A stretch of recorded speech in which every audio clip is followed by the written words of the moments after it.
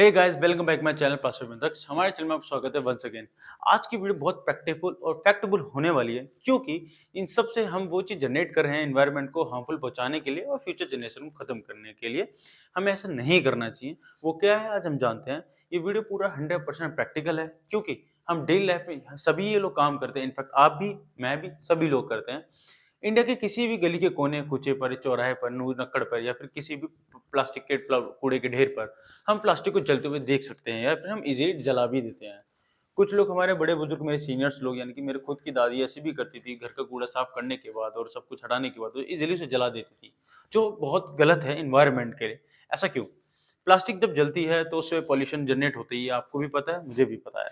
और उसके साथ साथ उसमें फ्यूम जनरेट्स होते हैं, धुएं निकलते हैं, गैसेस निकलती हैं, जो पर्सिस्टेंट ऑर्गेनिक पॉल्यूटेंट को जन्म देती हैं, और कुछ ऐसी गैसेस जो हमेशा एनवायरनमेंट में एग्जिस्ट रहती हैं। उसके बाद प्लास्टिक को जलने के बाद बहुत सारे फ्यूम्स निकलते हैं, और जो हमारी स्किन एलर्जी को डेवलप करते हैं, हमारे कार्बन के चांसेस को इंक्रीज करते हैं। बहुत सारे ऐसे रीजंस होते हैं जो प्लास्टिक को जलते हुए ये सब प्रोसेस हम देखते हैं। प्लास्टिक के जलने के बाद भी, अब उसके बाद भी बहुत सारी प्रॉब्लम्स आती हैं जो हमें बहुत इम्पैक्टफुल होती हैं, बट हम उसे इग्नोर कर देते हैं। मोस्ट ऑफ कभी आप जाके देखना, कुछ टाइम के बाद प्लास्टिक जब आप जलाते हैं कंटिन्यूसली लार्ज अमाउंट में या फिर सिंगुलर अमाउंट में, तो प्लास्टिक को जलने के बाद बुझ जाती है खुद पे खुद। उसे हम सेल्फ एक्सटिंग्विशन बोलते हैं।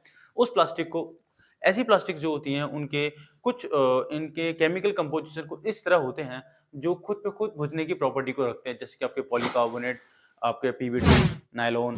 ये सारी जो प्लास्टिक है सेल्फ एक्सटिंग्विशिंग प्लास्टिक्स होती हैं। बेसिकली इनके जो स्ट्रक्चर होते हैं केमिकल बेसिस पे वो साइक्लिक टाइप होते हैं, जिनकी वजह से प्लास्टिक जलती तो है, लेकिन पार्शियली जलती हैं, आधी जलकर रह जाती हैं। जो प्लास्टिक आधी जलकर रह जाती है उसे हम चार बोलते हैं। चार इज बेसिकली पार्शली बर्न आपकी प्लास्टिक के प्रोडक्ट होते हैं, जो आपके आधे जलने के बाद खुद पे बुझ जाते हैं। आधे वो जलकर राख हो जाते हैं, आधे वो काले रह जाते हैं काले सरफेस के साथ, और आधे सरफेस के रहने के बाद एनवायरनमेंट में एडजस्ट करते हैं। अब वो प्लास्टिक सबसे ज्यादा हार्मफुल होती है, क्योंकि ना तो पूरी जल पाई, ना तो पूरी फ्रेश रह पाई, ना तो उसे रिसाइकिल कर सकते, ना ही उसे हम किसी में कन्वर्ट कर सकते। ये सबसे बड़ा टॉक्सिक होता है। अब उस प्लास्टिक को सिर्फ गाड़ने के अलावा और कोई ऑप्शन बचता ही नहीं है, और एट द एंड गाड़ने के बाद भी वो भी इसका परमानेंट सॉल्यूशन नहीं है, क्योंकि 50 साल बाद, 100 साल बाद जब से निकालोगे तब भी वो वैसे ही रहेगी। तो अब करे तो करे क्या? सवाल ये पैदा होता है कि क्या मुझे यूज नहीं करनी चाहिए या फिर उसे जलाना नहीं चाहिए? अगर मैं उसे जलाता तो कब तक जलाना चाहिए और क्यों जलाना चाहिए और क्यों नहीं जलाना चाहिए? ये सारे सवाल आपके दिमाग में आ रहे होंगे। अब चलो स्टार्टिंग से दोबारा से शुरुआत करते हैं और आपको सब कुछ ब्रीफ करते हैं।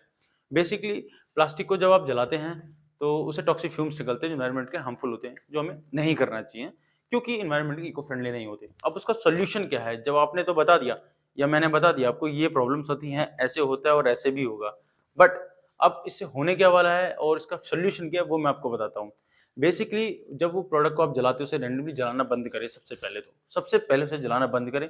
उसकी पूरी शेप साइड पे रखिए, उसे डस्टबिन में फेंकिए। सूखा है तो सूखे वाले डस्टबिन में फेंकिए, गीला है तो ग्रीन वाले डस्टबिन में फेंकिए, या फिर म्युनिसिपल कॉर्पोरेशन के वेस्ट में इजीली फेंकिए, ताकि वो रिसाइकल हो सके। जलाने से ये होता है कि टॉक्सिक फ्यूम्स निकलते हैं, एलर्जीज होती हैं, बहुत सारी चीजें निकलती हैं, सूट जनरेट होता है। और वो half burn partial burn plastic को हम चार बोलते हैं, जो पार्शियल कंबशन होता है। अब सवाल ये आता है कि अब चार का करे क्या? उसका कुछ तो यूज होगा, कुछ तो सॉल्यूशन होगा। चलिए मैं आपको दिखाता हूँ उसका सॉल्यूशन कहाँ है और हम कहाँ तक कर सकते हैं। बट उसके पीछे भी रीजन है, उसके पीछे एक हिडन सीक्रेट है कि उसको यूज कैसे करें और कहाँ तक करें और कब तक कर सकते हैं, क्या वो रिसाइकिल हो सकती है। चलिए आपको दिखाते हैं, चलिए आपको अब दिखाते हैं कि उसका यूज क्या है, या फिर क्या वो रीयूजेबल हो सकती है या नहीं हो सकती है, रिसाइकिल हो सकती है यूज होने के बाद। इन सब के बारे में मैंने आपको बताया था। चलिए उसके मैं कुछ आपको यूज दिखा देता हूँ। बेसिकली ऑटोमोबाइल के कुछ पैनल्स हैं और ये सर्किट्स बने हुए हैं, कुछ ऐसा आप देख सकते हो। ये बेसिकली उन पार्शियली बर्न हाइड्रोकार्बन, जिन्हें हम प्लास्टिक बोलते हैं, उनसे बनी हुई है, जिन्हें हम चार भी बोलते हैं। जो हाफ बर्न प्लास्टिक होती है उन्हें हम चार बोलते हैं। उनके कुछ इस तरह के एप्लीकेशंस होते हैं जिन्हें हम एक बार मोल्ड कर लेते हैं समहाउ। ये प्रोसेस थोड़ा कॉस्टली और थोड़ा नेगेटिव इम्पैक्टफुल होता है, बट उससे उसका जो यूज है हम उसे एक बार कर सकते हैं। और इसके आप प्रेशर कुकर के हैंडल्स या फिर आपके पैन के जो हैंडल्स होते हैं वो यूज देख सकते हैं, यानी कि जो आपके फ्राई पैन जो होते हैं और बॉइल्ड पैन जो होते हैं, वो जो लोकल मार्केट के लोग जो बनाते हैं, not for the specifically branded companies like your Prestige, Panasonic और ये सब, इन सब को छोड़ के आपके जो लोकल मार्केट में जो मिलता है वो इसको यूज करके उसे मोल्ड करके समहाउ कैसे भी करके उसे बना देते हैं, जो सिंगल टाइम यूज होने वाला होता है। अगर वो टूट जाता है तो उसका कोई रिप्लेसमेंट नहीं है। तब वो 100% आपका पूरा डंप होने वाला है, यानी कि ज़मीन में गड़ेगा, उसका और कोई ऑप्शन है ही नहीं है। एक बार समहाउ यूज़ करके उसे यूज़ करने के बाद हम कहीं तक यूज़ कर सकते हैं, कुछ इस तरह के प्रोडक्ट हम बना सकते हैं। क्योंकि अब आप सवाल आता हो कि जब वो प्लास्टिक जल गई, उसकी प्रॉपर्टी लूज़ हो गई, तो वो क्यों हम उसे यूज़ करें? सबसे बड़ा सवाल आता है कि उसका यूज़ करने का सबसे बड़ा मोटिव क्या है? और क्या एनवायरनमेंट हार्मफुल नहीं होगी? देखिए, जो प्लास्टिक आदि जलकर रह जाती है, उसके अंदर एक प्रॉपर्टी मैंने आपको बताया था, एक सीक्रेट मैं आपको बताऊँगा उसके पीछे का, उसे यूज़ हम कैसे कर सकते हैं, उसका एंड क्या है? बेसिकली जो उस प्लास्टिक को हम जब यूज़ करते हैं, तो आपका सबसे इम्पैक्टफुल ये है कि उसके अंदर एक थर्मल रेजिस्टिविटी क्रिएट हो जाता है। दैट मीन्स वो एक अच्छा टेम्परेचर को वियर कर सकती है, अपनी स्टेबिलिटी नहीं खोती, क्योंकि वो कई हद तक जल जाती है और जलने के बाद मिक्स प्लास्टिक हो जाती है, उसके अंदर कई सारी प्लास्टिक मिक्स हो जाती हैं, जिसकी वजह से केमिकल कंपोजिशन इंटरनली कर लेते हैं वो, उनकी कुछ प्रॉपर्टी अल्टीमेटली डेवलप हो जाती है प्लास्टिक, क्योंकि बॉन्डिंग कर लेती है प्लास्टिक समहाउ।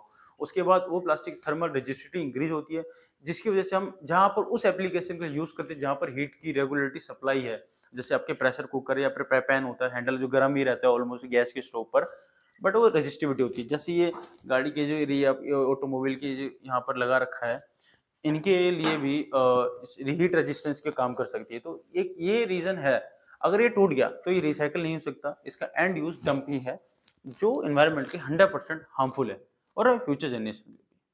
तो एट द एंड यही निकलता है वीडियो का कंक्लूजन कि देखिए प्लीज़ आप जितना हो सके लिमिटेड प्लास्टिक को यूज़ करिए और उसे ऐसे ना जलाएँ, क्योंकि जलाने के बाद समहाउ एक बार तो हमने उसका सॉल्यूशन ढूँढ लिया, बट हर बार हर तरह का नहीं कर सकते।